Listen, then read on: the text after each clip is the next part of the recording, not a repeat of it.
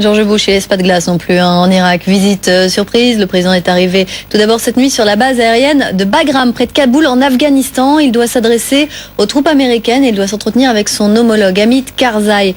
Le président, donc en provenance d'Irak, comme je vous le disais, il a effectué une visite d'adieu aux dirigeants irakiens 5 semaines avant son départ de la Maison Blanche. Une visite, vous allez le voir, comment dire, mouvementée. Laetitia Soudi.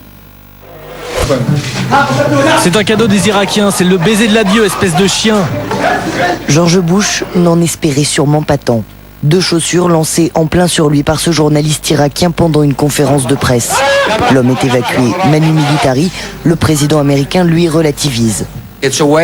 C'est une façon pour les gens d'attirer l'attention. Je ne sais pas ce que défend cet homme, mais je n'ai pas ressenti la moindre menace.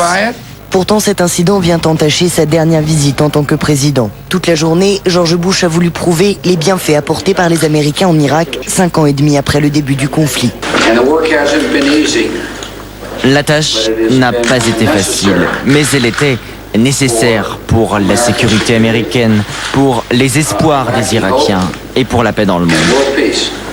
Si la guerre n'est pas finie, la victoire est proche, a affirmé George Bush. Et pour le démontrer, le président américain et son homologue irakien ont signé le pacte de sécurité. Cet accord prévoit le retrait des 146 000 soldats américains d'ici 3 ans. Et c'est à leur côté que George Bush clôt sa visite en Irak, dans cette base militaire. Pas de lancer de chaussures, mais des applaudissements et même une pointe d'émotion.